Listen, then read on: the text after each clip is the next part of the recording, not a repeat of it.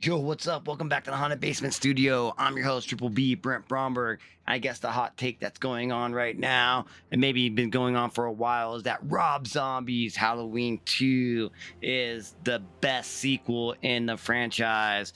And you know what? I definitely agree to that. And I love Rob Zombie's Halloween 2 when it first came out all the way back in the day. So let's do my reactions to it. And you know what? Let's just do a video commentary right now. Got the DVD player set up right here. I'm going to be able to watch this movie and commentate throughout the whole movie. And you can see how much I like it and why I like it. So, right now, we are about ready to hit play on this. We're a pause at the very beginning of the movie. It says the white horse linked to instinct, purity, and the drive of the physical body to release powerful and emotional forces like rage with enduring chaos and destruction.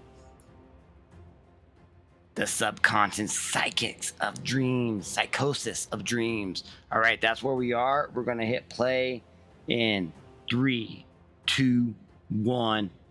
Right, it's playing right now. We got that black white horse little scene right here, and bam, she's walking in the snow. So we got Sherry Moon Zombie right now.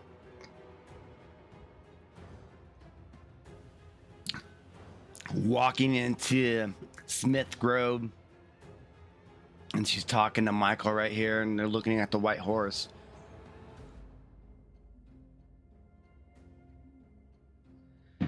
See, Michael's talking about how he had that dream last night about this horse.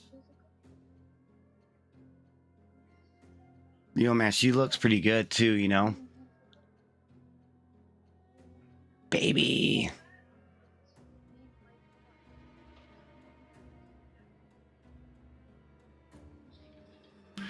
See, like, he's having this dream that she's walking to him with a big white horse, and she says that I am here to bring you back home. And she's like, unfortunately, I can't.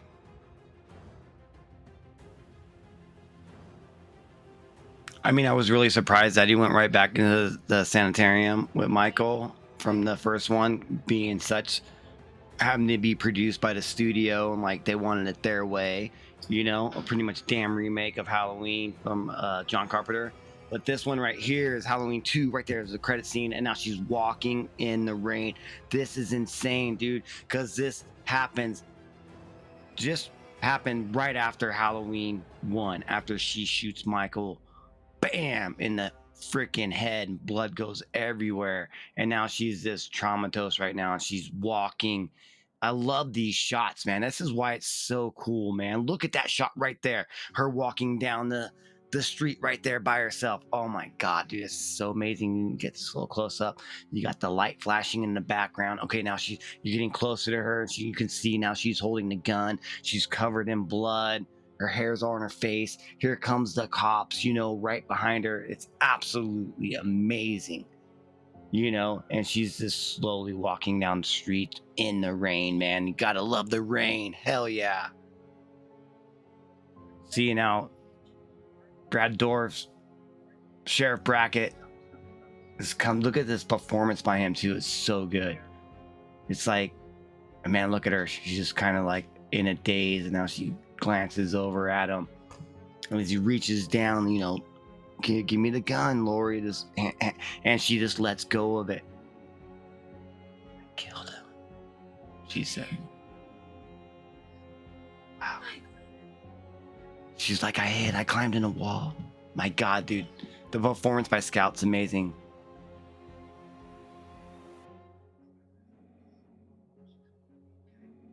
Man. Oh wow. See, now she's going into the hospital. And so like you're thinking you're gonna get the hospital from part 2, but you do. And this is the Rob Zombie's hospital experience. And it's so good.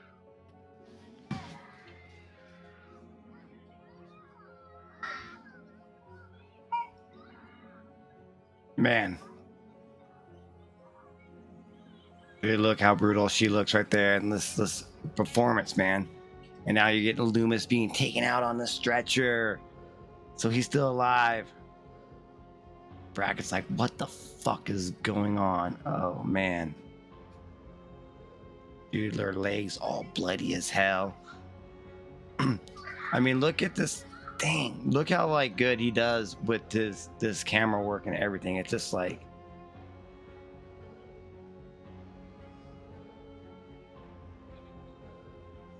the coroner's like asking how many of them. That's Richard Brake, man. He's badass. Dude, look at this scene with her, like practical effects. Is this gnarly right here with her body all broken up. Look at that. Oh, look at her finger, man. Man, you got in a fight with Michael Myers is what happened. Oh man, like half her pinky's missing. Looks like. Oh, and there's Michael. They're gonna throw his ass. This is a great fucking body bag scene. Like they did a good job in this one. Just watch. Hope you guys are watching along with this commentary. This is fun. Trying to keep the audio away so we don't get copyrighted and talk through it. Man, see, that's his. Oh, look at the nail coming off right there. Just sewing her up. Oh, right there. Look. Oh, man, the hand is.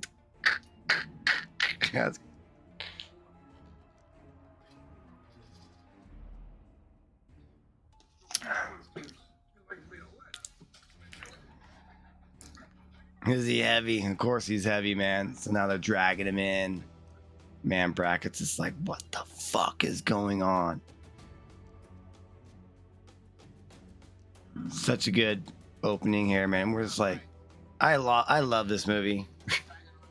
Even now watching it, doing a commentary on it, now I'm just going to be talking all the way through it because we don't want to get copyrighted. Like there was nothing fucking obvious about tonight. Is that what it said? It's fairly obvious. There's nothing obvious that happened here tonight. Not a goddamn thing. And now they're fucking driving off. And so you got Michael in the van, two dudes in the front seat. You know, they're gonna crack some jokes here. It's pretty funny.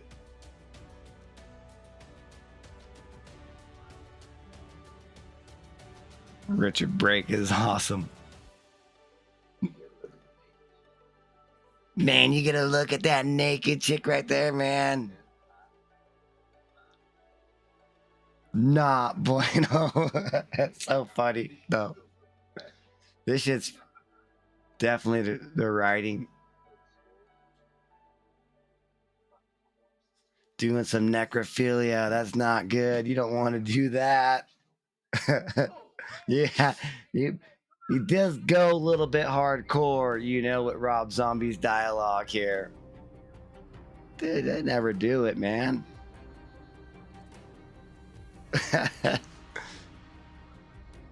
This was before we got Richard Brake, you know, doing all of his badass shit that he's done since this movie.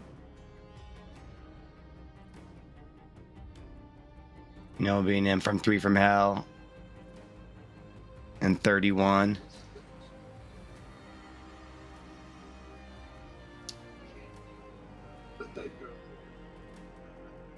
Cow. This is when they're gonna slam into a fucking cow. Bam! That shit's gnarly right there, dude. When it fucking cuts back and you see that van just hit that thing and just boom, and this stops in the fucking dead cow right there, and there's blood everywhere, and the driver's head. Man, look at that practical effects, dude. That thing is crazy. And then we're gonna get our classic fucking Richard Brake fuck scene right here where he's all bloody. Just like, imagine if that shit happens to you. Blood just coming out of his mouth. Slammed his head up probably against the dash. He had his seatbelt on. Now, he just can't move. He's looking at Charlie, and Charlie is mutilated. Man, this is awesome. Because you know who's in the back. Oh. There's that fuck scene. I mean, imagine. I mean, he probably can't even fucking move. He needs some help.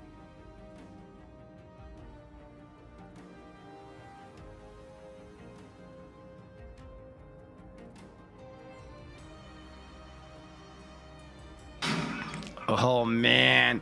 Then the van is boom. Someone's trying to kick out the back. And he's just so dumbfounded. Like, he doesn't realize that dude that he put in the body bag was dead, a corpse. And the van's doors just fly open, and then now you slowly see whoever's in the back. Michael Myers puts his legs on the ground and gets off to the van, and the van lifts up. That's so sick. And all you see is him walking now around the van. Oh man. And he goes to the driver's side and just walks past. Richard Brake is asking for help as Myers fucking grabs a piece of shard glass or metal, and he's slow. Look at that cinematography when he's slowly walking over to Richard Brake, and then he just grabs him, and then he starts D'ing his head, dude. And that is this gnarly right here. It's gross, and look at that right there, cutting away the practical effects right there. Come on, man. You guys gotta give it to him, dude. Dude, he just takes his. Yeah, I'm gotta be careful saying certain words, and then he just holds it up, you know. And then now he kind of looks up in the distance. What does he see? He sees his mother and a white horse with some light fog around them. And as Michael Myers slowly looks up to him with the moon shining down on him, he drops the thing and his weapon and slowly starts walking over to his mother and the white horse. Look at that. That's so cool. Amazing shot right there. And then bam, you see her. A lot of people say F the white horse thing, but it does tie into the story. So I say, let's like it. Hell yeah. So now we cut back into the hospital. And like, so they're making this like it's the same night too, you know? So that's probably how Michael did get away. And then now, man, I love the song here. I probably got to make sure we turn it down so we didn't get copyrighted for that. So don't worry, I'll bring it right back on the same spot. All right, man, we're good. We're back. So yeah, man, her busted leg. Who was that though? Like, it must have been a nurse that was passed out right there. Yeah, kind of don't really remember that. Always because I'm mesmerized by that song, man. So good. And then you got these nurses just talking. It's so funny, you know. I mean, she's coming down the hallway. You know, there's help there, so you don't feel so like vulnerable, like she's by herself.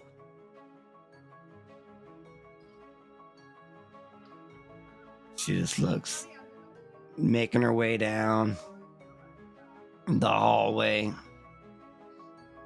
Oh, she makes it to Annie's room, and look at Annie. Look at, oh my God, Daniel Harris all busted up right there. Or Jamie, right? We want her back for part 4, number 2. Part 4, number 2. Man, that's cool that they have a podcast together and everything. See, I mean, this is back in the day too. I mean, like, you don't see a movie like this with like those practical stitches on their face. You don't really see it that much. I mean, as in like trying to be a movie that's going out to movie theaters and stuff like that. Yeah, I mean, I went and saw this thing in a movie theater, man. That was freaking an experience, man. That was back in the day when I was young and running and gunning. I think I took my stepfather to the movie to watch this one because we were driving back from Salt Lake City out to the country where they lived. And I'm like, we gotta stop here, and there's a movie theater on the way there, and this movie's playing. I think it was like a 5:20 showing. So we went and got some popcorn and soda and watched this movie, and I loved it. I loved it. He said it was good. I remember him saying he liked it. Definitely a wild, wild one. Oh man, look at that right there. This is where Michael gets introduced now. She's like, man, my head hurts. And then the nurse turns around. This is where we're at, with blood now coming out. She says, me too. And then blood starts coming down. Now she's going to start to scream here in a second. Right now, the scream. So now you know where we are if you're watching along. Trying to do this commentary for y'all just because, tell you the reason why I like this movie so much. Just watch it with me and you can see why I like it so much. Bam! And then the slow shot up to Michael Myers just standing there. Dude, that mask is freaking badass, dude, and he's holding a knife. Oh, and this is like crazy because like the girl's really crying out. It makes it like it's real. The mask is all tore up right there. And now as Michael stands slowly over and looks down, tilts his head a little bit, and he grabs her right now and he's picking her up. And you know what happens next. Oh man, he just goes to town. And he's even grunting. I guess a lot of people don't like that, but like I've even asked Tyler Main, had a couple questions with him, and told me, you know, he was able to go ahead and let out. Rob said, do it. And he can make it more like, you know, him as a character. And man, he's just leaving bodies. Like, doesn't he do that all the time? He just leaves trophies of bodies around everywhere. You know, hey, Mikey left you a little body, like, you know, your cat brings you a mouse, you know, or a bird without its head. You know, it's crazy. We're doing a commentary. We might as well.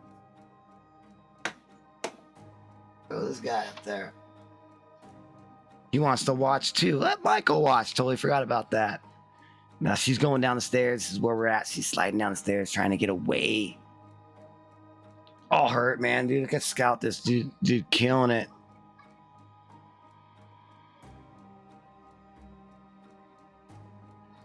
Door has to be locked. She's not done. You're hearing that sound, done. And he just comes around the corner and looks down at her from the stairs, and he's coming down the stairs. It's so classic Myers right there. Going down the stairs right there. And then it's just that subtle, you know, Carpenter freaking, you know, dunna. But it's different, definitely. Trying to talk over it and don't want to get copyrighted. And then he just shows up and he looks down like that. It's so sweet. This is what is kind of weird, you know? Where she falls. This is the director's cut because I don't have the theatrical. I don't even know if you can find that DVD or Blu-ray of just a theatrical cut. All I can find is the director one. And where she slips right here in that blood and she looks down, it's all these body parts. It's like, what is this? Okay, now you gotta be knowing you're probably in a dream.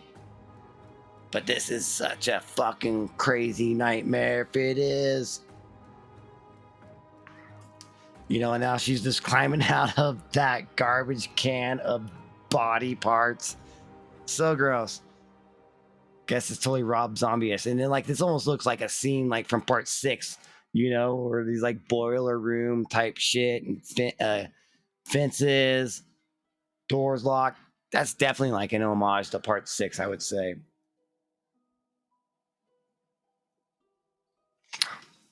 She's able to make it back outside, but then now she has to go back up some stairs. And she's going up and down stairs with that broken leg.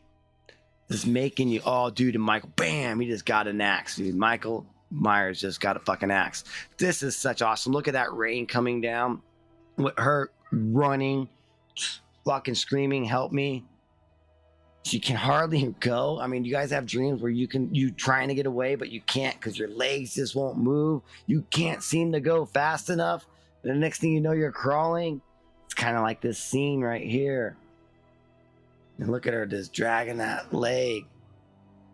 And she's going to make it to the security office, the checkpoint in. She tries to go through the fence, but that shit's locked and she is not able to climb it. Man, the rain just coming down is amazing. Always love movies with rain like this. You know, I mean, it's just, look at that. You know, it's probably a rainmaker, but who cares? It looks badass.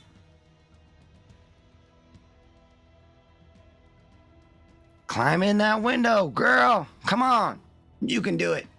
She does. She gets into that security box, and Michael appears from where she was just running from behind the building as she slowly shuts the glass door. She's going to climb underneath the desk, and Michael just is looking around, looking at the situation, kind of like, where did she go? There's only one place that, ooh, there's a car that's pulling up. I wonder if that's Buddy.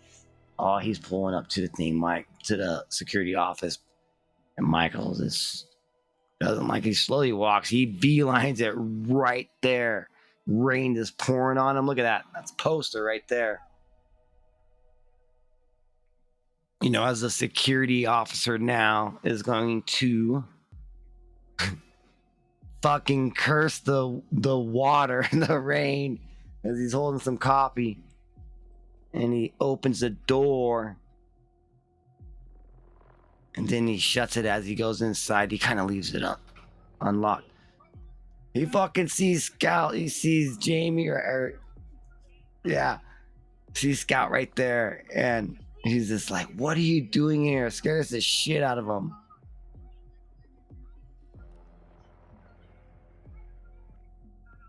She says the nurse is dead.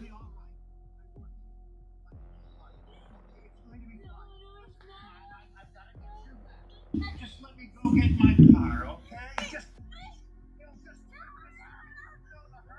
And see, she's just like freaking like trying to tell him, but she can't. She's traumatized, man. Look at everything that's going down tonight.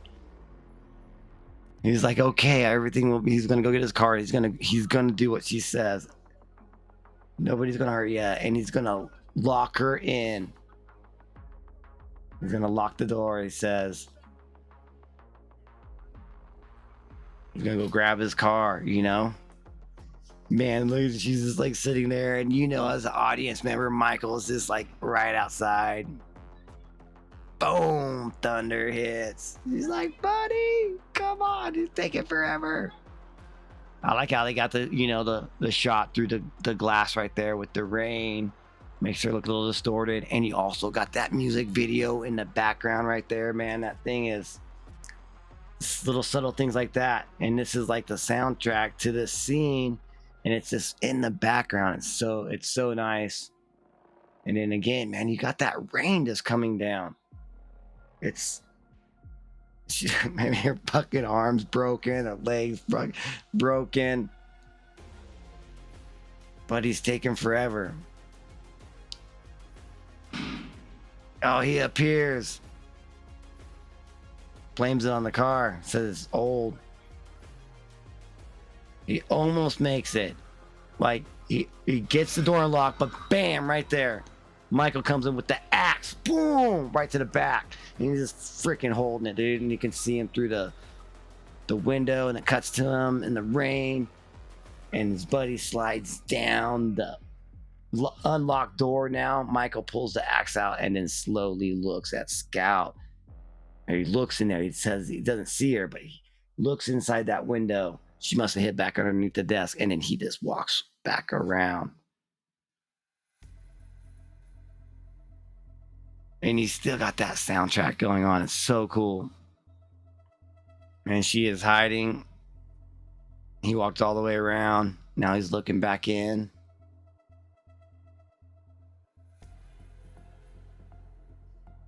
And then he walks off.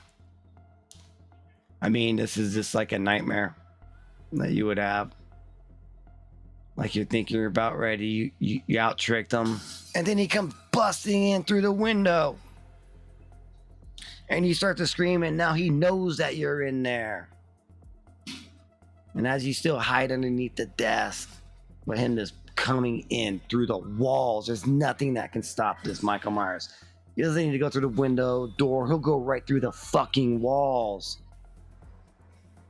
With that axe, he can just destroy it. It's like, here's Johnny.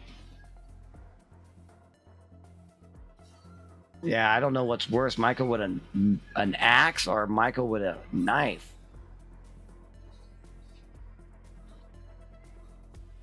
Dude, and he just comes busting in right here and just like gets the axe ready to hit you, bam, and then you wake up. And that's a true nightmare, man. I guarantee a lot of you people out there have had nightmares like that. Could be anyone, but I've had my Michael Myers nightmares. They're crazy. So, it's like almost a year later, and so this is where you're going to get into the character development of Scout. All right, man. We're right where she's walked into the bathroom, and she's looking at herself right now. And it says, wake the fuck up. She's like, come on. It says for October 29th right there. Timestamp. 2 years later, it says. I mean, she's traumatized still by it. She's on medication. People are like, well, I guess some of the bad negative news about this it's this, why does she have like Marilyn Manson poster on her wall, Alice Cooper? If a serial killer was going after you, why would you have other serial killers up on your wall? Because it's Rob Zombie's room. I get when you say shit like that, but man, it's fucking, it says this the character that he wanted to go with, and what happens after that? What happened after that night? Now she's living with Brackett and Annie. Love Daniel Harris in this.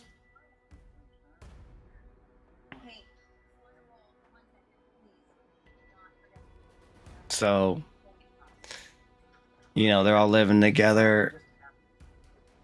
They were talking about her screaming. Did you hear her screaming last night? I'm gonna bring pizza later tonight. So this is the fucking beginning of Halloween day. Man. She's just dealing with it, like, shit starts piling up within her head. What happens, especially now, it's a trigger point because it's Halloween, and she's talking about, she's still having nightmares, and this one was a hospital one. So apparently she's having, different types of nightmare dreams about Michael. They're all saying one day at a time, just get better one day at a time. She just go, fucking what? Fuck you. One day at a time.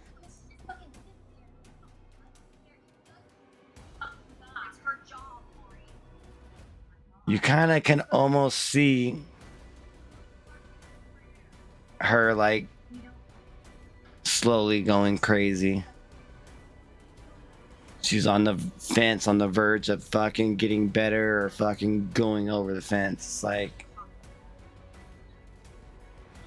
she's really trying to get better, though. I mean, what she's got, like a GTA or something right here. Look at that. I can notice this fucking car. I'm like, man. I can't say that I'm surprised. I mean, it's Halloween, and Halloween is a big trigger point for you, isn't it? Barbara, I know Michael Myers is dead. I shot him in the fucking head. Feel like October too, when she was driving off right there too. This, like, the atmosphere, it looks like the fall time.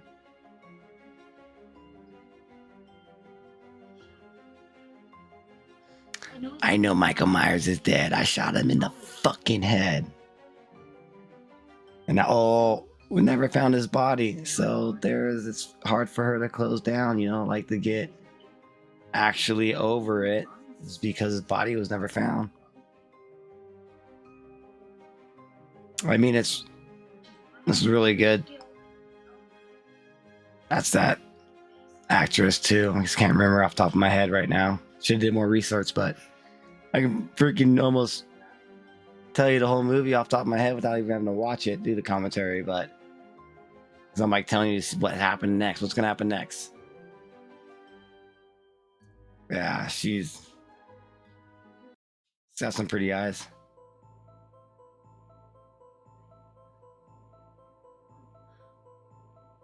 Yeah, her and Annie's relationships kind of seem like this falling apart a little bit. She's like, she's a constant reminder.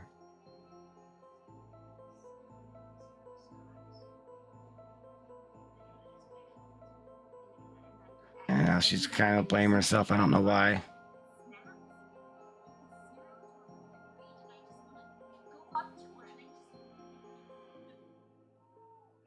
Finish the thought.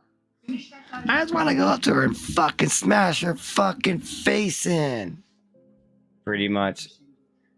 Yeah, it's like, yeah, it's crazy. You know, it's just this development of Lori here. You know, what she's going through.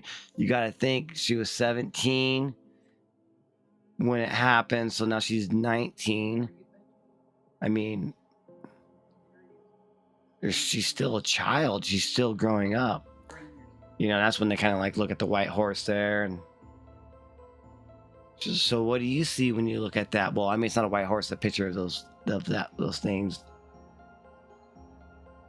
of different figures, but like you totally look at it, it's fucking got two white horses out and black all around it. What does that say about you? What's a girl that likes white horses? Or maybe she'll dream about them later, like Michael did. Maybe. You know that's where the movie goes. You guys haven't seen this already. It's freaking commentary. Not first time watching. And so now we're getting introduced to Loomis again, and now he is this, you know, selling the story of, you know, what happened, and now he's got a new book that's coming out, so he's trying to promote it, and he's a complete douchebag in this movie, but it works for this movie how he is, because at the end it kind of goes full circle. You know, he's gonna character development where he's gonna end up, you know, kind of this, you know, making money off of, you know, the exploitation of what Michael Myers did, of Michael Myers' past. But you know, people, you know, say that he's an asshole because he was making money off of this shit, but they forget that he was a victim too, and he nearly died 2 years ago also, and he was his psychiatrist all these years. So, but now he's trying to make money off it and hook up with chicks. Hell yeah, Dr. Loomis, you do it.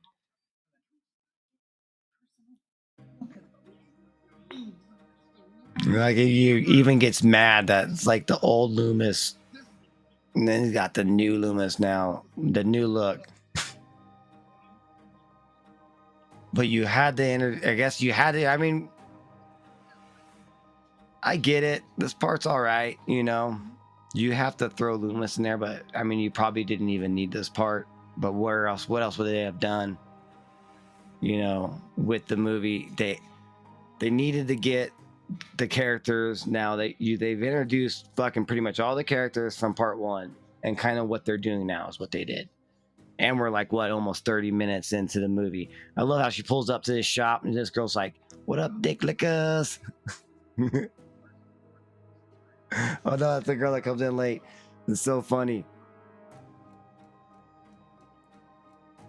I mean, she's working at like, you know, like a record shop that kind of sells all types of knickknacks, kind of like a pawn shop. But yeah, that girl's from like Heroes or something, dude.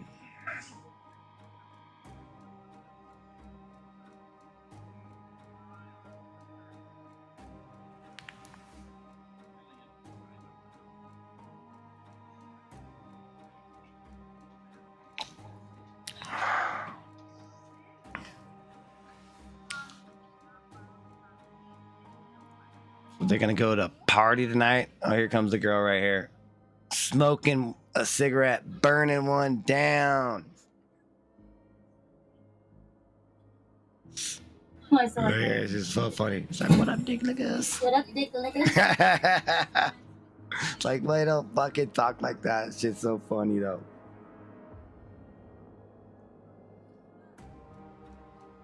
I like the group of girls here. I do. Especially when they go to the Halloween party tonight.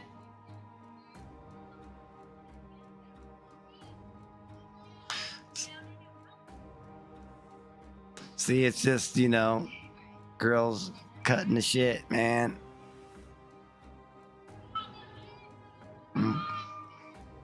Play some music and dance. All right, man. So this is where we got going on so far. She's had nightmares, but her normal life is, I mean, she's got new friends and stuff like that. Her and Annie are kind of on the rocks. She's seen shrink, you know. She's trying to get over that trauma. And then it looks like you got Dr. Loomis at a lecture. And you got little Mikey right there.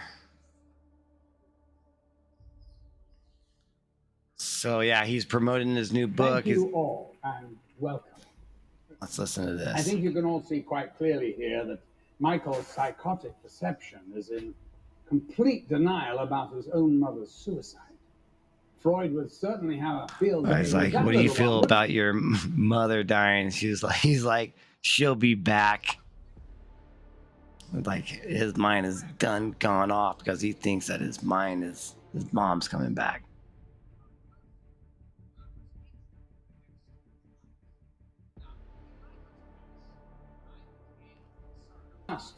Father in a long series of fathers. Well, anybody got any questions at all? Yes, sir. Yes, please. You never really made it clear whether you believe it was nurture or nature that contributed to Michael's condition. I would like to answer it in part by quoting the great George Bernard Shaw. Good old Loomis.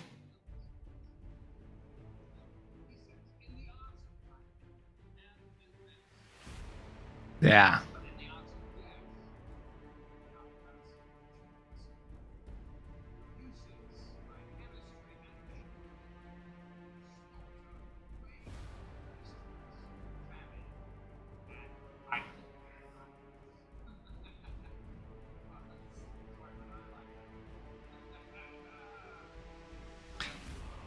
I mean, this lecture part doesn't really hit too much, but except for this last question where he gets all pissed off because they're like, where's his body at?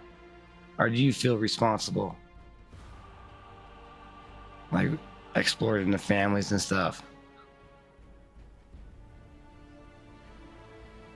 Was very nearly a victim myself. It's awful what I'm happened. not a psychic Sherlock Holmes playing Superman. Since the authorities haven't been able to produce a body, you think Michael's alive or dead? Will he I kill love that. again? Now he's like, wait, what? Oh, didn't you see somebody walking in a field?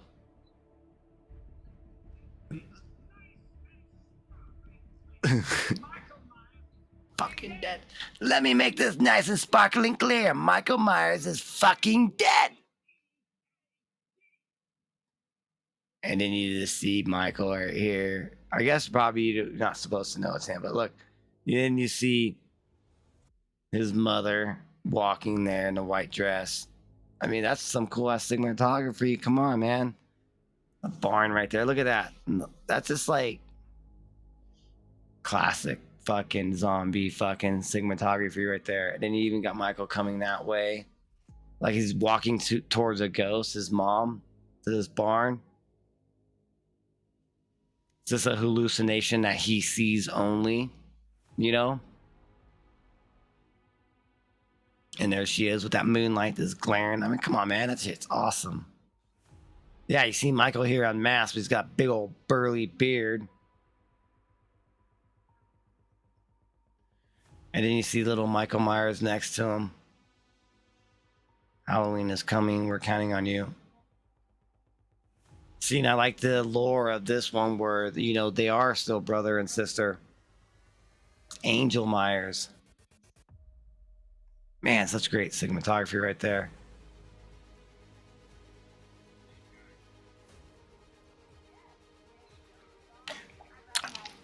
And now it's nighttime on Halloween night, and you got these farmers driving down looking for this motherfucker that keeps on eating their food. They say if they find him, they're gonna fuck him up. I'm talking to one of the farmer's girlfriends, Blondie, in the middle seat right there. He's like, oh, there he is. And they see Michael just walking with his hood on, his jacket. Man, look at that light in the field, dude. But that shit's awesome. They walk out of the truck with crowbars and a baseball bat. Hey, you slimy dick. Told you if you came on this land again, I'll beat the fuck out of you. The fuck you doing here? He's as big as he is dumb because Michael doesn't say nothing back to him. They start laughing to him, saying, I'm talking to you, dipshit. And then fucking one of them hits him with the fucking crowbar right in the fucking arm. He goes down to his knees and hits him in the back. Michael falls on the ground, and the other one grabs a baseball bat and hits him in his side. So Michael's on the ground, and the dude hits him again and again. And then the Blondie comes up and says, what are you guys doing? You're going to kill him. They push her off, and he hits him again. Says, it's home run right here. Come on. Don't you fucking come back here, you slimy dick. Dude's all jacked up. Fucking Blondie's leaning down on Michael. Like, are you okay? Michael doesn't move. Are we just gonna leave him out here? Leave that slimy dick out there, motherfucker. Backwood hillbilly. And then so she's slowly walking back up to that fucking truck, dude. And Michael kind of like starts to move. Gets up on his knees. He pulls his hood off of his head. He reaches down and he grabs the mask and he slowly pulls it down. With the headlights of the truck blaring on him in that field, he stands up with a butcher's knife. And he runs up and he grabs one of the guys and cuts him right in his eye. The other guy hits him with a crowbar but does nothing, and then Michael stabs him right in his gut and then slams him on some antlers down on his truck. Michael looks up at the girl. She's screaming. She hurries up and shuts the door as Michael walks over to the other guy and starts stabbing him multiple times over and over again. And as he slowly lifts his head up in slow motion, he looks at the girl in the truck. Bam! He breaks the window open and opens the door. He reaches down and grabs her by her head and slams her on the ground, and he drags her out into the field with the moonlight coming down in the fog. He stabs her once, and then he stabs her multiple times. And then now he looks up at the carnage that he created with the dog barking. Michael looks at the dog as the dog barks, and he holds the knife and runs it across the cage. Now we cut back to where Brackett's at with Jamie and Annie. I mean, Lori and Annie. They're eating some pizza. I'm getting ready to eat. And he's telling them a story about who Starving Marvin is. Who is he? Starving like Marvin. I mean, you get a little good, development here. Like they're kind of having like a family, dinner. It makes you feel for the characters. It does. I mean, even though that there was kind of the first one, they're all from the first one, but Brackett's just like, cutting loose, telling a story about the old timer that can't hit nothing with his gun.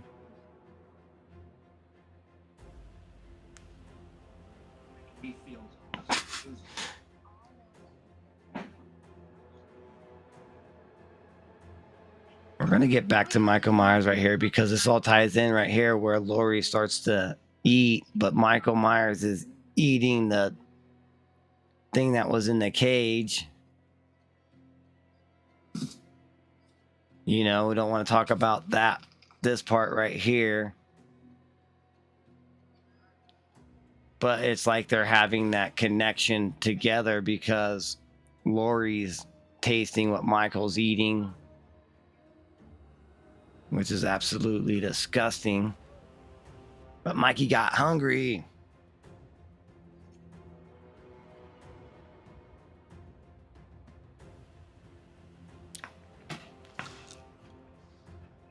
I mean, it brings you back to like part 5 where they have a connection together, where it's a psychic one. You see what I mean? So it really does, you know, it does. He's been tying in, you know, all the other sequels there in this little Easter eggs that like I kind of missed, and I'm just like noticing them now. And I've seen this movie freaking 50 times. Man, look at the attire that Annie's wearing. Looks good. I mean, the costume designs kills it in this. Like, always kills it in his movies. They always do such a damn good job. He's like, just get off me, all right. Moonlight. So yeah, Michael's just like chilling there now, contemplating what he's gonna do next. Imagining his mother walking around, like he sees them. It's snowing in like this church or something, and then young Michael and Michael both look up, and young Michael's the one that Where have talks. you been? I've been waiting. You know I can't come here anymore. My time here is over. Michael, you know I'm not really here. I want to show you something. All right. Myers mask on top.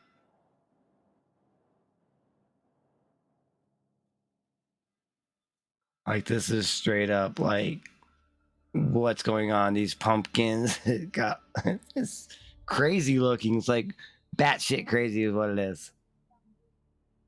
I found Boo, which is Angel Myers, which is Laurie here. Scout Thompson. We'll call her by all her names just to make sure you guys are clear. Oh, it's like you found her. She's like my baby. So now they want to be a family. So Michael wants to be a family again.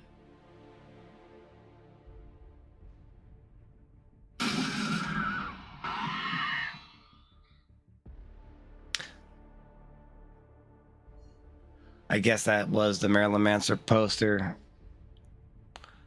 I didn't really remember seeing it. I did remember seeing it, but now I get why. They're like, oh, why do you have that? Oh, that was okay. Now I was thinking Halloween. I was jumping to conclusion. I was getting right into it, dude. It's only the 30th right now.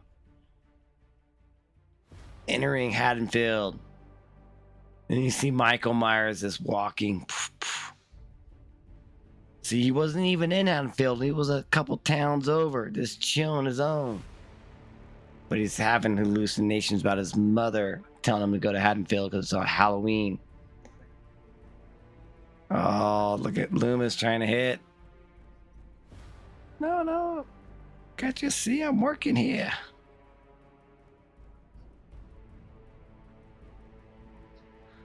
What?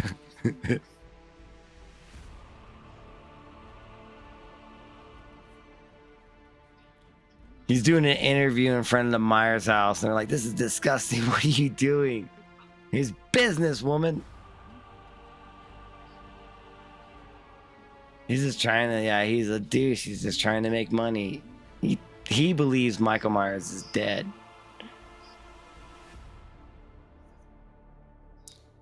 The sizzle, not the steak, is what he's trying to do.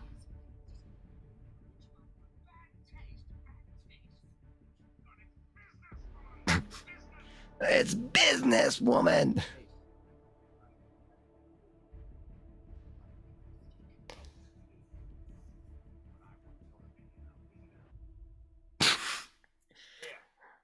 You can't talk to your employees like that. When I want your opinion, I'll beat it out of you.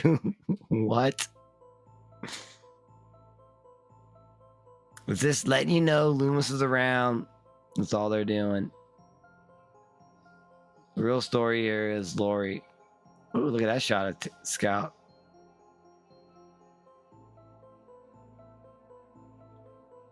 Yeah, she is a cutie pie.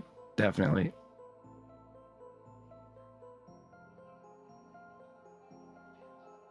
Man, you ever had those days where you're just like, fuck?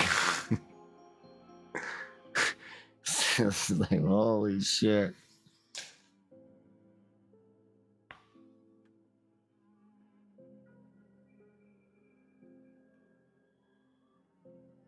And then like she like remembering what what young Michael did to his stepfather in the first one. Grab some duct tape. Wrap her down. Oh, what is she doing?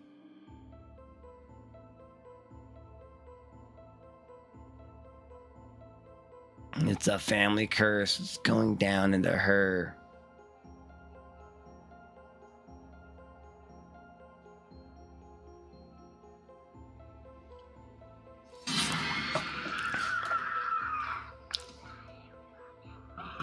Yeah, she's just like hallucinating that she would do that.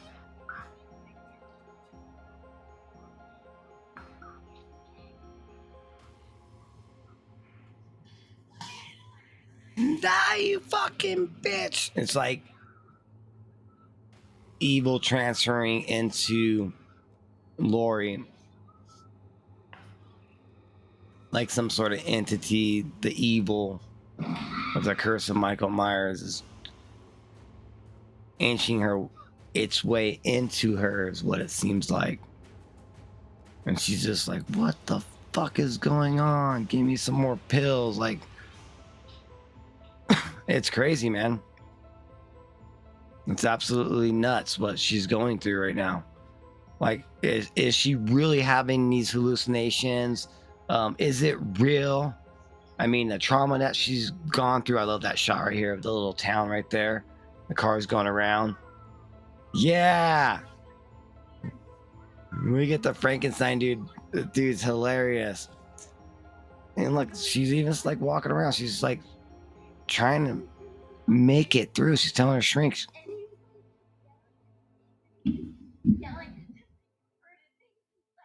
I really thought it was funny, and I stopped and watched it. And then I saw this bar, and this lady was. It's like so good acting right there, what she's doing. And she's just like rambling on, trying to like say everything's good, because she just had this crazy hallucination about her duct taping Annie and slitting her, you know?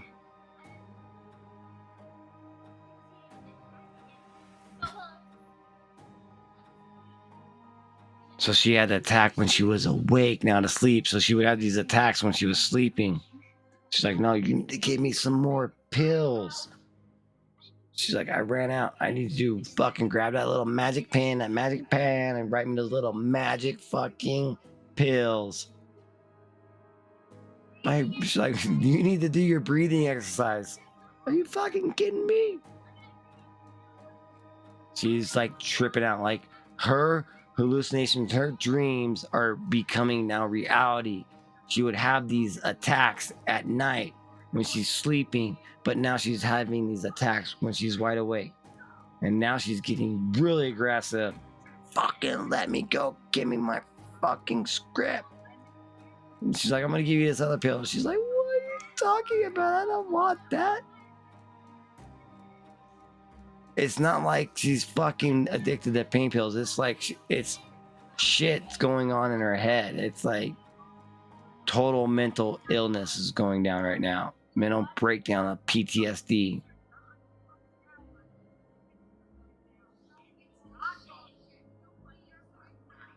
I love how she can turn it off on a dime. Now we're in the field. All right, man. Bring the speaker a little bit closer here.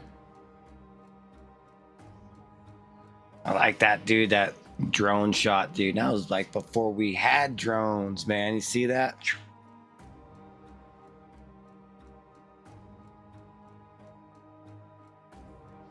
So now we're talking, we're looking at Brackett watching a news telecast of Dr. Loomis talking about his new book that's coming out tomorrow. But he knows the truth because as of now, Lori does have no idea that she is kin to Michael Myers, his brother.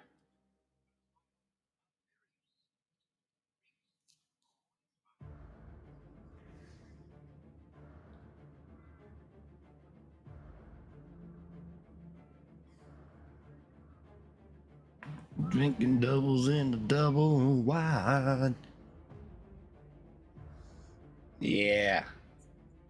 What are you doing with the booze?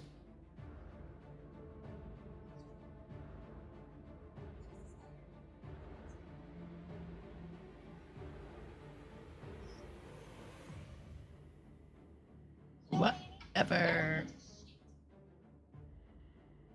Uh-oh, they're gonna have a little talk off here.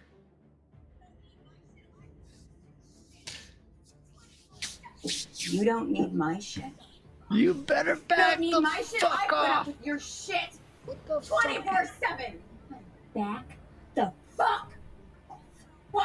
Huh? What the fuck are you gonna do?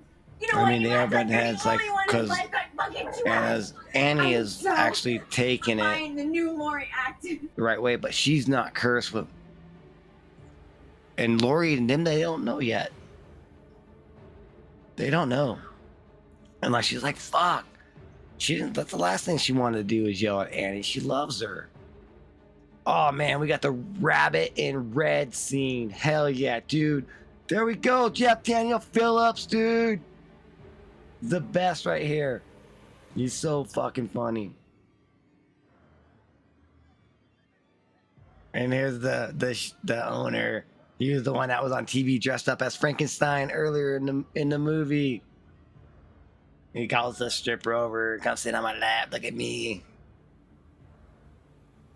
It is like even promote this girl on the news. Jeff Daniel Phillips smoking that, burning one down from his mouth.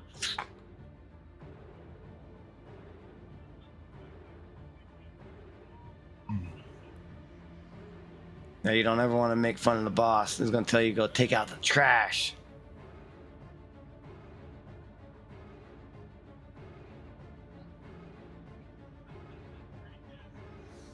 It's so funny.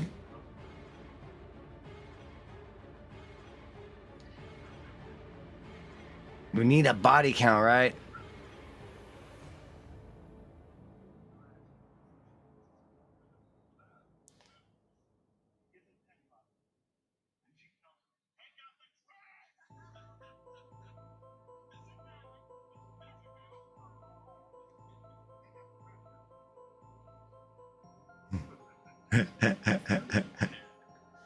This shit's fucking.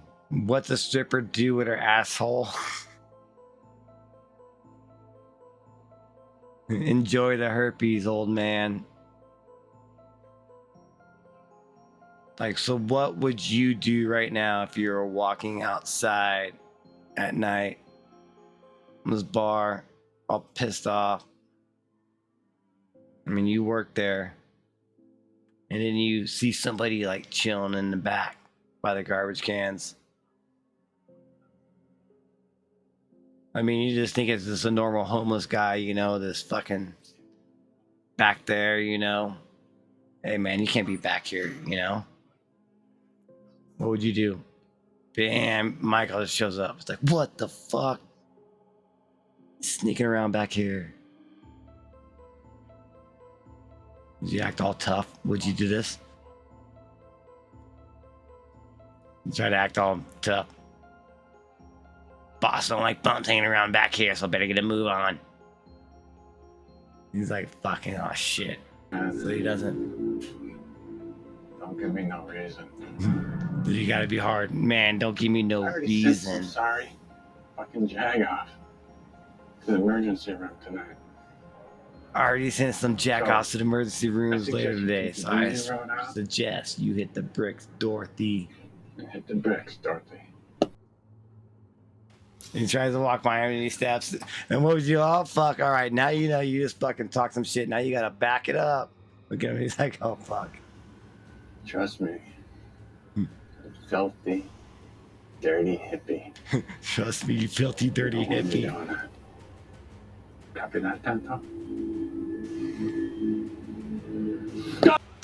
Oh, he goes, tries to hit him. Nothing. Oh, he just fucking body slams him, dude. He choke slammed his ass. Oh, Jeff Daniel Phillips, dude. He's coughing up blood. Michael now looks down at him with his boot. Oh no, we're gonna get a head smash here. And that's what happens.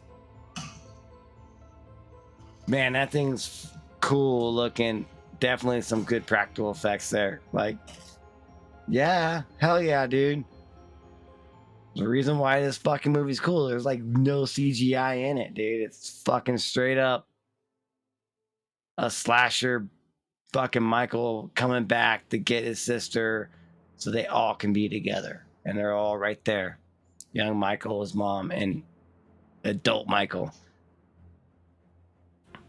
Remember, he's outside the old Rabbit in Red where his mom worked in the first one. And now she's up on stage in a white gown, blonde hair. She's talking to little Michael and Big Michael.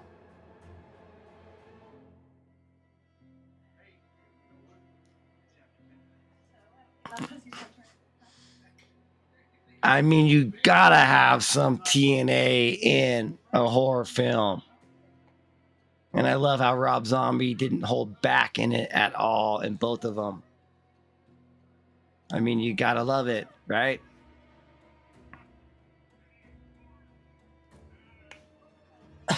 The woman has a beautiful body, and Michael opens the door. He's like, Jesus fucking Christ. He sees him. What the fuck? I love how now he tries to act all hard like the dude outside. Motherfucker. Voice cracks. And he fucking grabs the guns like, stare this down, motherfucker. Oh shit. What's gonna happen? You pulls a gun up on Michael. He gets too close to him like a dumbass, and Michael fucking, he does that choke slam again. And the girl runs out and fucking hits the fucking door. She's naked, running down the fucking hallway as he sees the barmaid up there all but broken down, like Michael's leaving another trophy trope right there for you to see.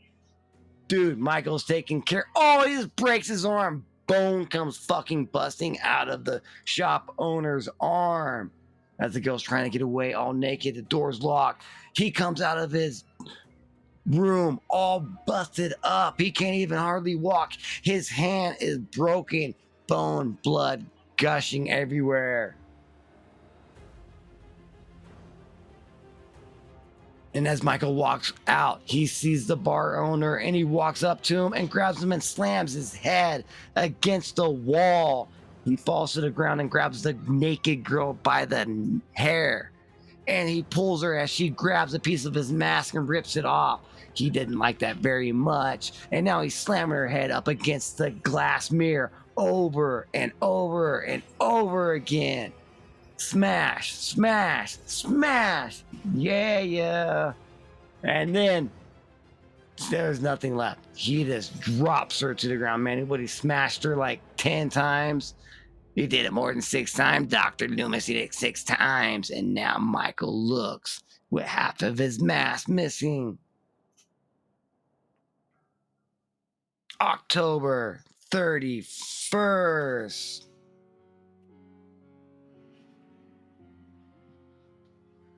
All right, man. So now we're at Brackett's office.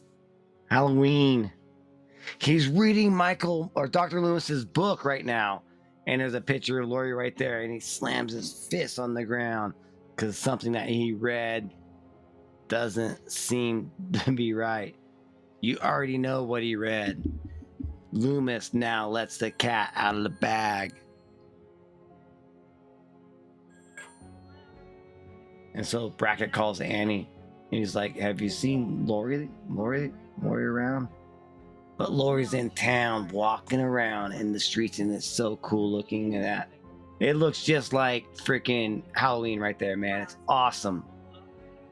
And he's like, man, why you want to talk to Lori? And he asks her father, like, oh, just I just need to talk to her, sweetie. That's it. He really needs to talk to her because he knows what's in that book. As now Lori looks in a shop in town and she sees the book with Michael Myers' face on it.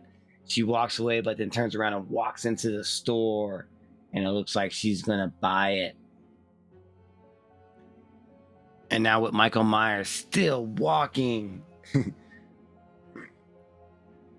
he's unmasked totally. You can see him right there, Tyler Maine. And he sees a billboard with "The Devil Walks Among Us," a new book by Dr. Samuel Loomis. A true story of America's most serious serial killer. And now he walks up to the storefront and he sees a bunch of people lined up. Notorious serial killer is what the sign says. And now, like, Michael Myers' mom looks up at him and says he's still out there. He's making money. He's still famous.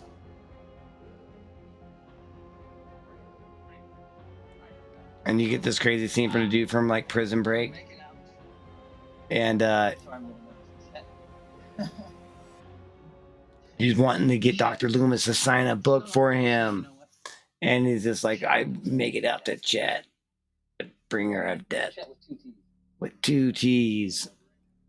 But yeah, he's just like, you're going to get a lot of crazies out here, you know? Come on. You know, Michael's way better than these guys, these killers. Dahmer.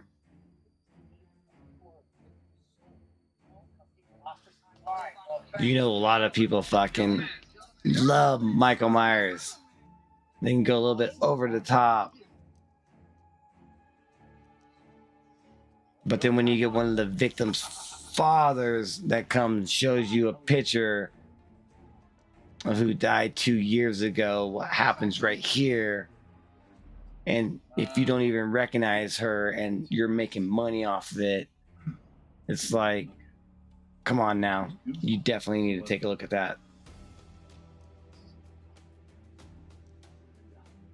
Linda. Monster killed her. He holds up the picture of Linda. He's like, your monster killed her. Okay.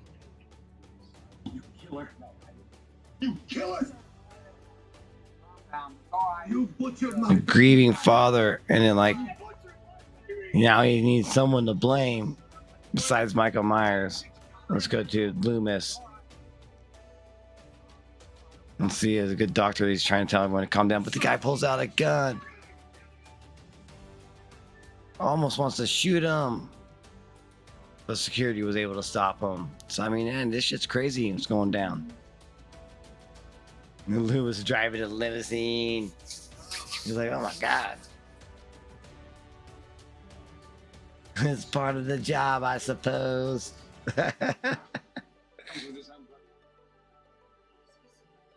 And I hope you guys are watching this with me or just listening to the commentary.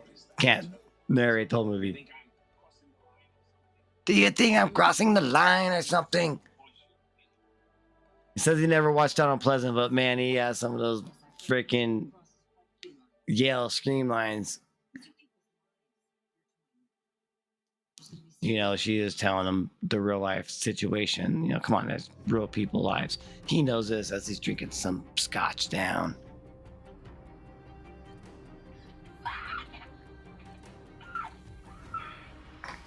And then you get fucking Laurie fucking now realizing this is it. You realize that she's Michael Myers' sister, and like in the first time in the franchise history, you actually get the reaction of Laurie knowing that Michael Myers is her brother and that they are siblings. And that's the first time that now this is, we've already built up to if she's on the fence of going crazy or not. And then now fucking she gets this revelation that she is Myers' sister. She's fucking going crazy. That's gonna put her over the other fence of going even being crazy, being insane. I'm getting the fuck out of here. My dad's trying to find you. He's like, oh, I bet he is trying to find me because he knew all along. And she's like saying that she knows. But Annie doesn't know that it is Michael's sister.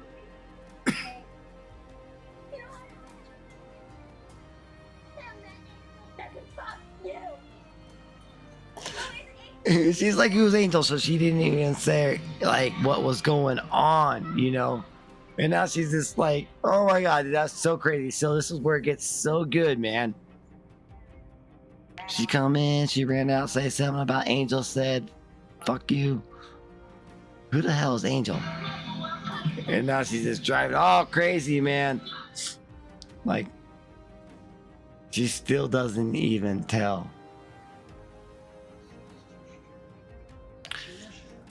All right, so it's Halloween. The sheriff Brackett's like, you know what? You need to go. Tells one of the deputies, you need to go over, sit in front of my house. He's like, no, I don't want to. He's like, no, you fucking go do it, no matter what. I don't care. So he has to go sit out. So he's trying to protect Annie in his house, and then you got Scout going to her, probably her friend's house, right? Yeah. All right, so we got introduced to these girls earlier for a second, and like, she's like, I got some news that's fucking freaking her out. And went into this bookstore. Inside there's a bunch of pictures. Oh man, she comes walking out looking all sexy.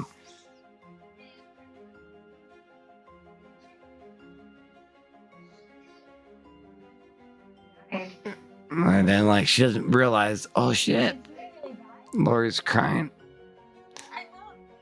She's like, I'm not me. See, I mean, you can just look at what she's going through. That's why it's like you get in this movie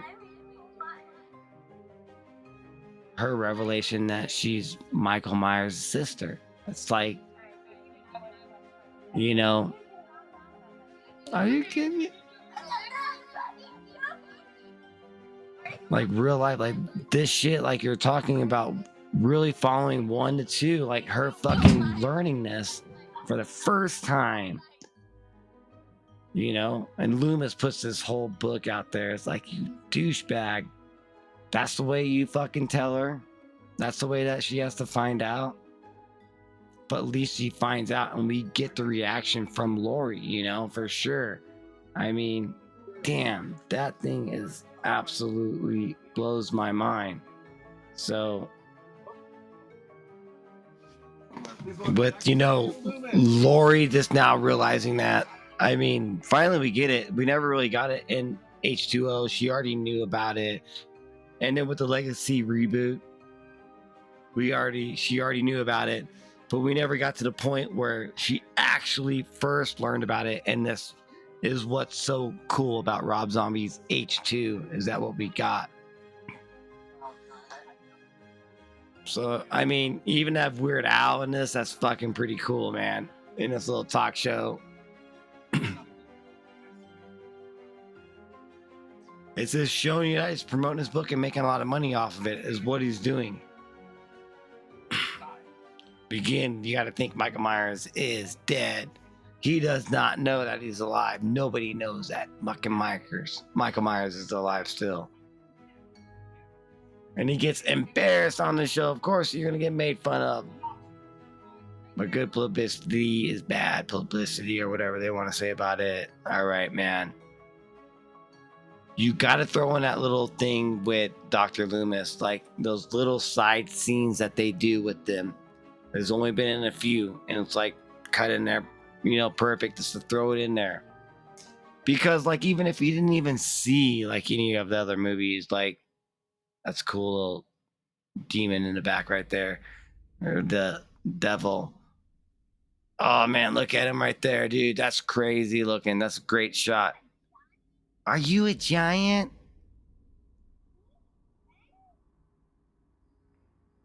Man, that's so cool looking right there. Yeah, don't talk to strangers. Yeah, do not talk to strangers. Stranger danger out there. Especially Michael Myers, but in this one, it looks like he's only after one person. And that's the girl on the couch right there. And man, now she's drinking. She's like letting loose. She cries out. It's like, fuck it, dude. Michael Myers gone. I'm his sister. Fuck it. Let's drink. Let's party. No. We can stay in. We don't need to go anywhere. But then they're like, it's what Lori, what do you want to do? And Lori stands up on a table and says, let's party! Let's fucking get drunk. I don't fucking care. Let's party! And then the other girl, the guy, they convinced the girl from like freaking Heroes to come. Oh man, all right. And this is when they've got the party scene. This shit's sick. Man, I love this little rockabilly band right here playing this concert. And you even got Jeff Daniel Phillips playing right there, so he plays two different roles. He was the dude that got his head smashed in. And then like you're gonna get some like rockabilly girls right here, straight up, boobs showing and everything. So hell yeah, gotta get freaking, little bit of that nice sexiness added to a horror film. Like that's what makes it so cool. And then going in there like all dressed up, I mean drinking, dancing, I want to go to a party like that, man. That sounds like fun. Looks like fun. You got them just, Terror Train. This shit's awesome, man. Wow. So, man, now we got Annie's like, what the fuck, man? You're gonna be over here with those goddamn lights on all night, sitting over here, all these cops in front of my house. What the fuck? She doesn't like it. At least you're gonna sit out here and turn off the damn lights.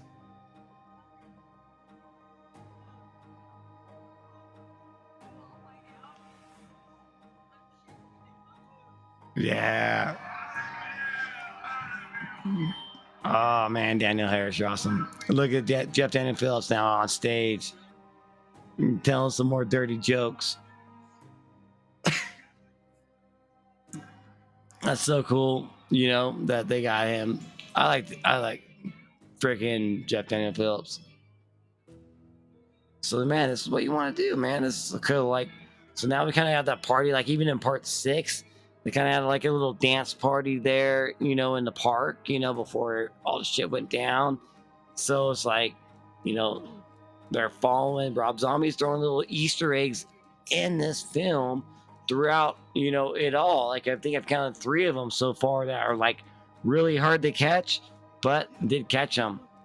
I mean, you can even go as far as that looking like in part 4 at the farm, when they had their party at the farm. So there's always a party, somewhere at the farm. This kind of looks like it. And then, a couple is going to sneak away, to get some. And in this case, it's not like they're going to the barn. They're going to go to the dude's van, because they gotta Rob Zombie-nize this. But man, this is just a great movie all in all so far. Like, following all these characters, what's going on. This is one of the girls, you know, friends with Lori, dressed up as a dude, but a chick as a dude. It's so cool. So, and then you even get back to this party, and it's, all right, man, I'm drinking out of a skull with Jeff Daniel Films, saying some really naughty jokes. So, I mean, yeah, if it's not for you, like it might be a little bit harsh there, but it doesn't go full Rob Zombie fucking trailer trash talk, I guess they would say.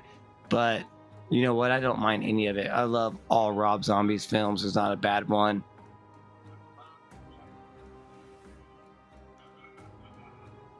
So bad. He's...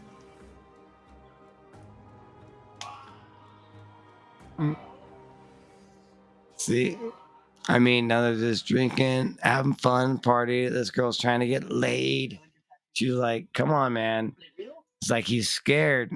What are you scared? She's like, "I'm right here. Come and get it." Yeah, you can touch him too. Shit's funny.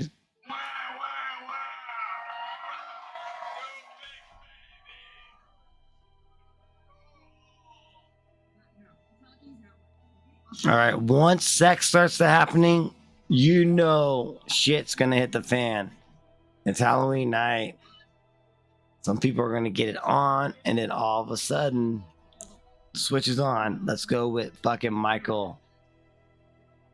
Oh, this guy has to take a piss. What the hell, man?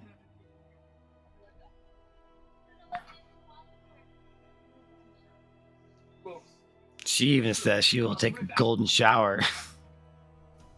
Just joking. Man, now you're going out there, you're leaving this hot, sexy girl right there in your van. All right. Get ready to have a good time. Let's see what happens. I don't think it's going to end very good for this guy. It doesn't. As Michael grabs him from behind, stabs him against a tree, and the dude falls down. Michael just knows when a party's going to happen. He's like, not on Halloween night. There's a party around Halloween night in Haddonfield. He busts through the window. He's going to get you. And as he grabs the girl and starts choking her from behind, doesn't look like it's going to end for her. It's not going to end well for her. Oh, man. And as everyone's dancing inside, he ends her life in some slow motion, and he throws her down on the bed. Man, that is so sad right there. He just dropped two people right there. It's crazy. All right, man. Now we got Loomis watching this show in his hotel room. Let's see what's going down.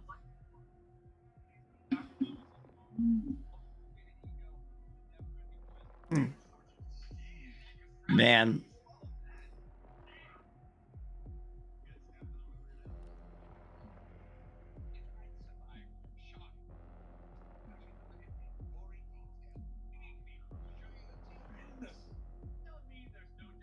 Again, you know, this is what really Dr. Loomis and Laurie Strode.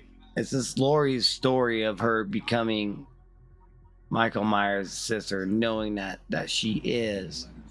And Loomis is the one that let the shit out of the bag, you know. He's the one that told the world, and like he didn't even, you know, have the balls to tell Laurie.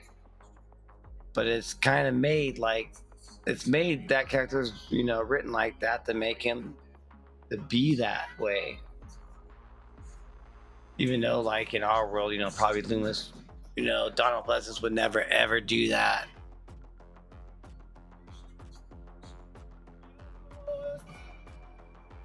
The crazy ass party, man. That's a Halloween party like I've never seen one. Awesome. Uh-oh. She's all drunk, and now she's seeing hallucinations. of her. She doesn't even know who it is. It's young Michael and the mother of Michael, but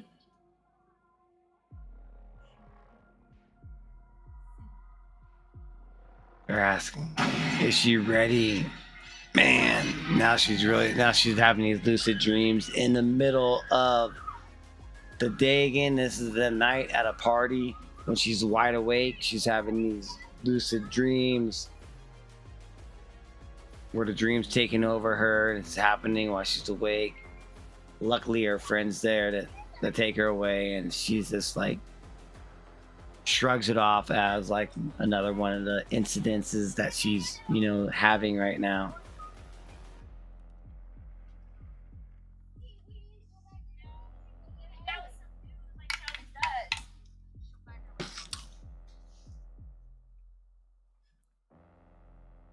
I mean, you got the house on lockdown, it looks like. Deputy there with his shotgun. Hello, Annie says in her bathrobe.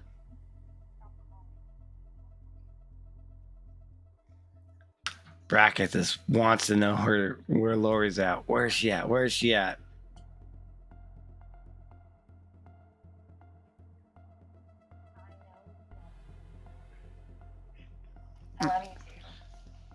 I don't know, man. We got the sheriff walking down the yard with his spotlight on his shotgun, looking around. Think he's gonna burn one down. It's about time to smoke a cig, wouldn't you say? Smoke one if you got one. Smoke them if you got them. And this little dark silhouette right here. Michael just appears from the right there, bam, and grabs him. That is such good cinematography right there, where he's just like hiding kind of behind the tree right there and waited and just snaps the deputy's neck. And now Annie's all alone in her house as she's in her bathrobe walking up the stairs, apparently going into the bathroom to take a shower. She turns on the water.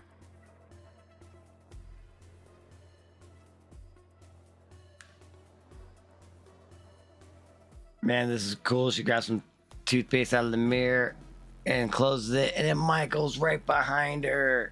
She doesn't even see him. And then she's gonna slowly look up as she's getting ready to brush her teeth. Michael's just lingering behind her. She kind of senses him and looks up and notices that he's there. And then she runs, and how this is in slow motion, no audio. This little bump, bump, like a speaker skip from a scratch record. Then you just hear grunts and then screams. And that's all you hear. And then you're wondering what happened. Bang, bang, as Lori and her friend pull up to the house. Pretty much at the same time as that is happening. Lori's pretty hammered. They're walking back into the house and they're kind of stumbling their way into the house. This is what's going on. Not knowing what just happened with Annie getting taken down. They see the police officer right there, the deputy in his car. It looks like he's passed out. But Michael staged his body there and he's dead. As Lori gets up on the porch and then she yells, "I'm Michael Myers' sister." And then they walk in one fucking day at a time. Walking into the house not knowing just what happened.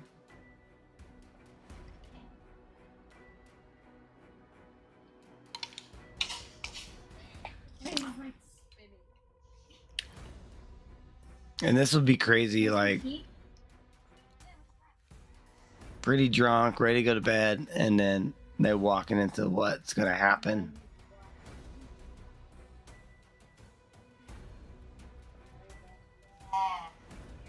They're gonna get some tea, they need some caffeine. That's probably what you should do.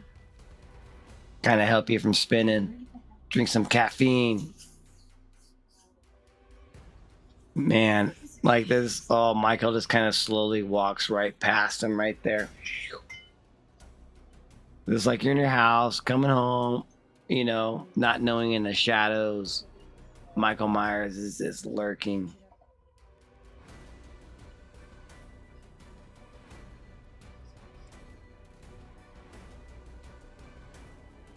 Again, this is a silent little town. That's all it is. You know, a little house on some random street is all it is. That's what it looks like. Oh man, and they walk upstairs and they turn on the light and they start saying, "What the fuck?" They're starting to see debris of remnants of what just happened. Shit all on the floor. Oh, and we start to see some what happened with Annie.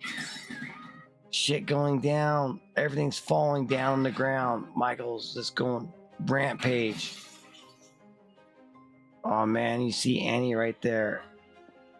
Daniel Harris is looking at Michael Myers.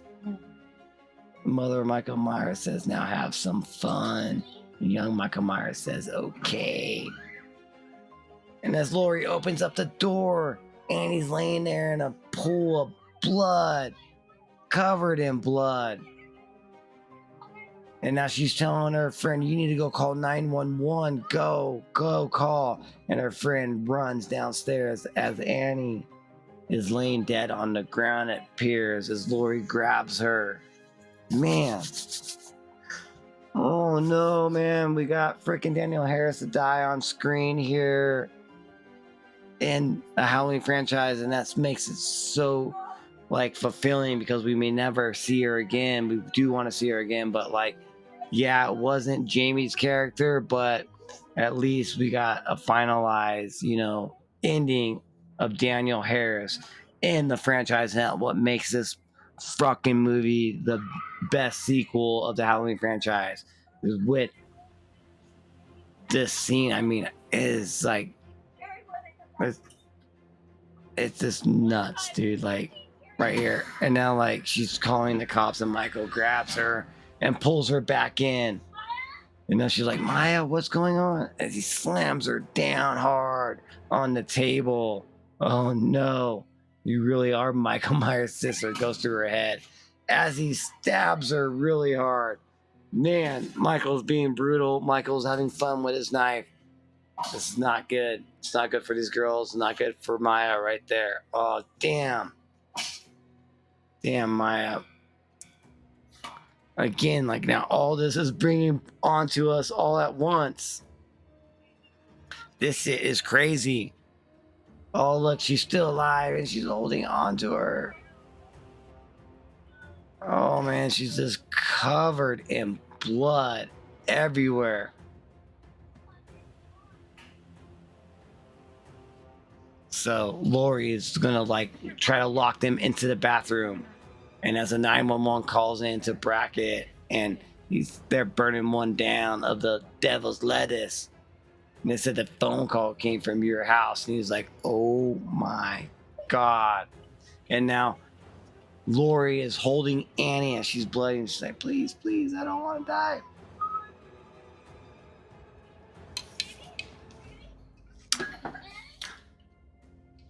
Again, now Laurie still doesn't even know, oh my God, that Michael did this. Oh no. And this is it.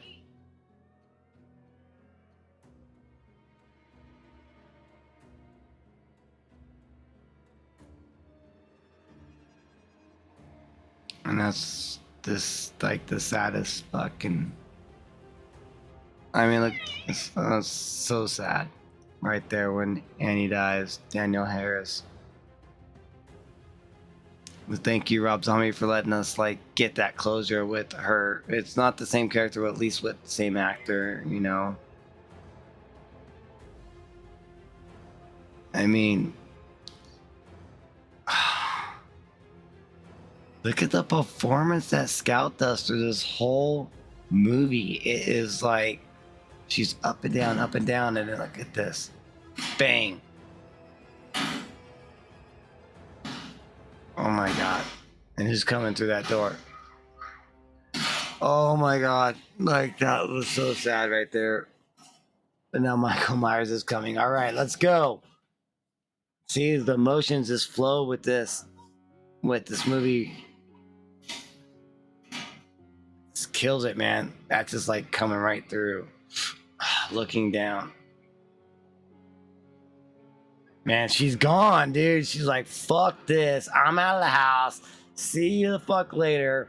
Michael ain't like Jason. He's like, I am coming right after you. Man, look at that fucking cinematography right there with that light. That shit is sick. And by the time all the cops show up, the aftermath's already done. And this is going to lead into one of the most craziest scenes right here. Man, this bracket's like, you don't want to go in there. Where is she? The greatest performance in one of the greatest performances in Halloween franchises right here. It's so good.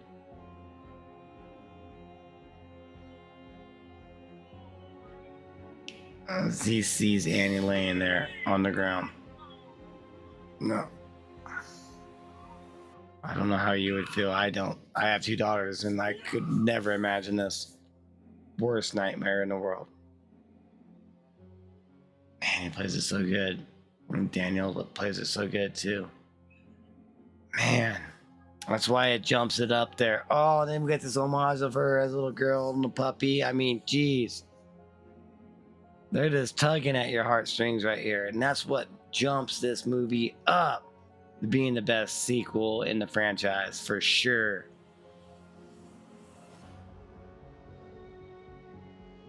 I almost will probably rewatch this one more than I watched number 1. Because I've seen number 1 a lot, but like this one, I don't know. I love it every time I rewatch it.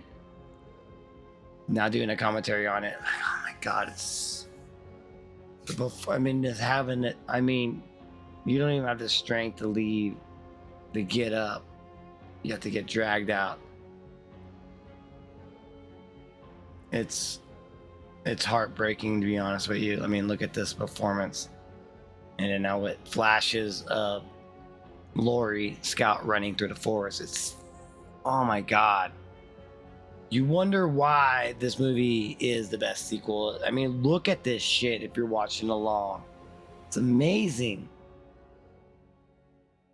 Those scenes right there, that scene with the house, Michael come in. It, like, the whole movie led up to that point. And it fucking led up right there. Bam. If you don't get it, well, bam, here you go. Now we're going to have the aftermath of the whole point leading up to that house with Annie dying. Is that what it was leading up to? And you know what's going on with her because there's all sorts of character development going on with fucking Scout's character. Scout Taylor Compton's character, Laurie, right here. I mean, she's fucking running now away. She just witnessed her friends getting killed. And she don't even know where her other friend went to go get laid at. She got laid, all right. Laurie's knocked out with the car getting set on fire. It's starting to get ablaze. Michael is going to go ahead and take his sister out of that flaming car. As hallucinations of Michael's mother and little Michael watch on, Michael carries them through the forest. Again at night, we got that flaming car in the background. Look at this, man. That could be like a poster. Bam. Right there. When it blows up, they're going into a shack like they did in part, what, 4, 5? No, 4. So again, like a little shack area, a little homage, a little Easter egg to the franchise. People don't fucking realize this, you know.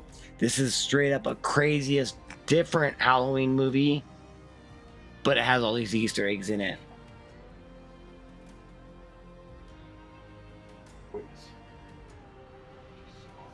The dude from frickin' the Coach show, can't remember it. So like now there's news that they know where Michael is. Brackett's sitting there. He's like, fuck no. He's like, I'm going to go take care of this. I know I'm grieving over my daughter's loss, and now he is going to go to the shack where they know that he's holding Lori, hostage. Repeat after me. So we're getting into the final act here, where Lori is being held down by little Michael, and mother of Michael is telling her, "Tell me you love me." And she says, "I love you, mommy."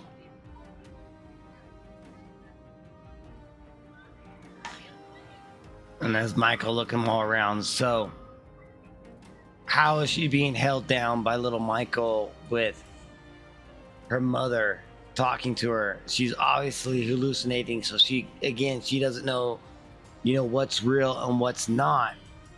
And then now, as the helicopters fly around the shack, all these lights start coming down. And Michael looks up and sees the helicopter.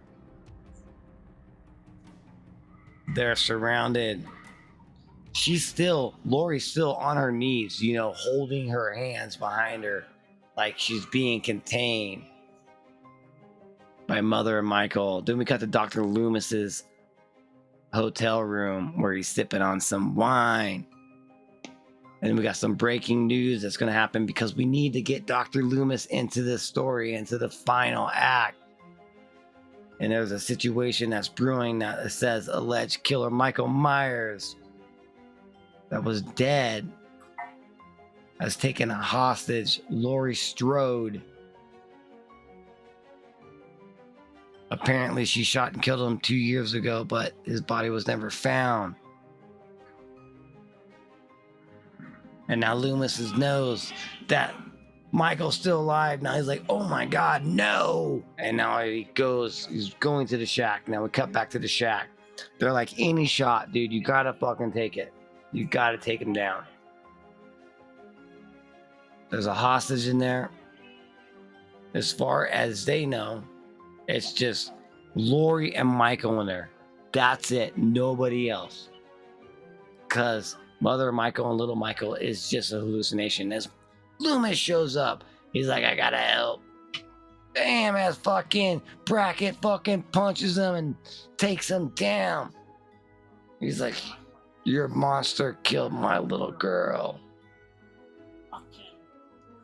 Because you're greedy fucking book. He's like, I want to fucking shoot you so bad. Brackett's so pissed off at fucking Loomis because of fucking what he said. If he didn't maybe let that out of put it in his book that Lori was Michael's sister, Michael's brother.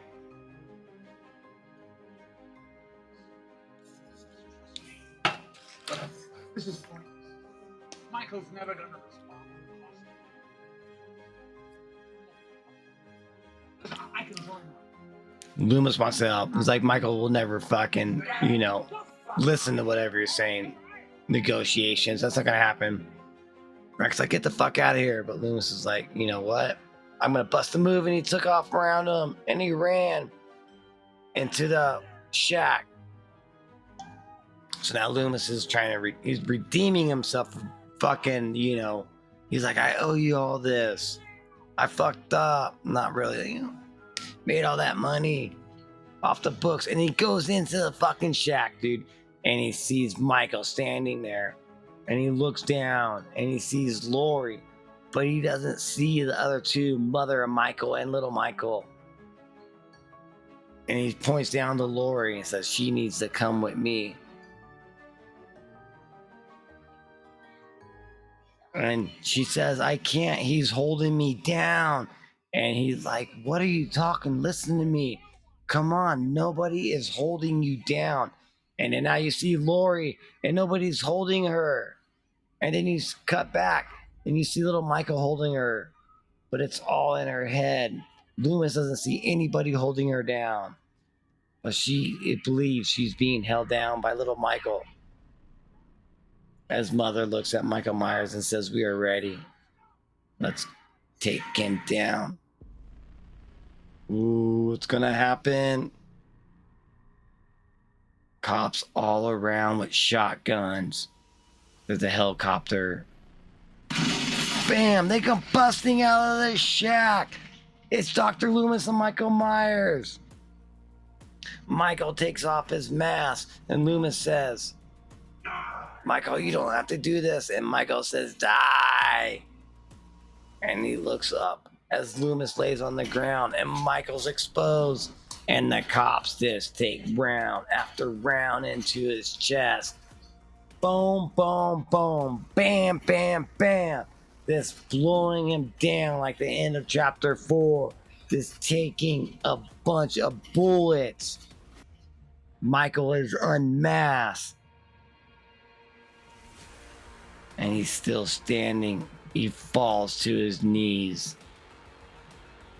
The Sheriff Brackett says, hold your fire, as Michael falls to the ground with a butcher knife in his hand. Lori now is slowly walking out, and she's staring right up at mother of Michael.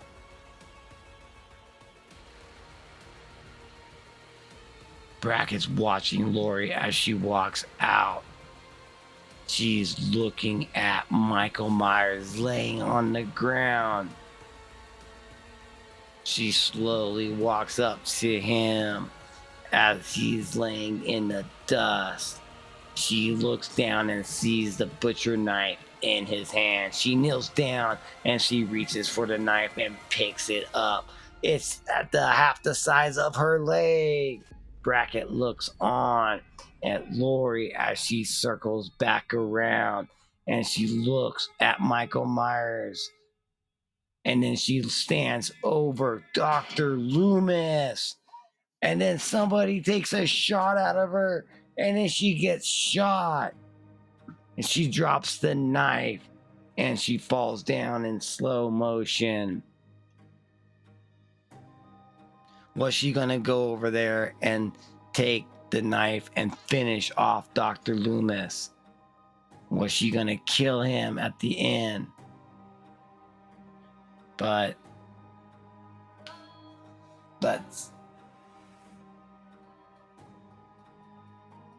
we definitely have to turn that off because that song would definitely get copyright.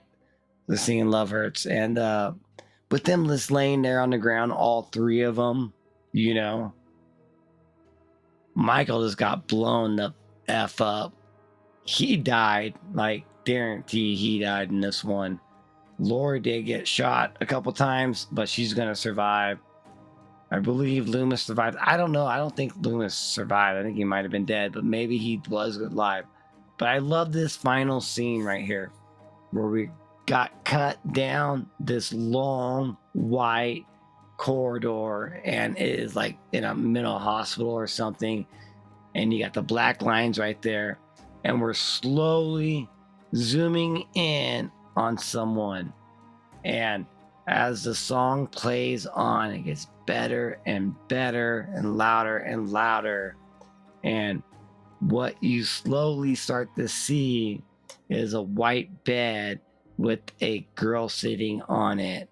And as you slowly zoom in on her face, she slowly looks up at you, and it is Lori Scout Taylor Compton.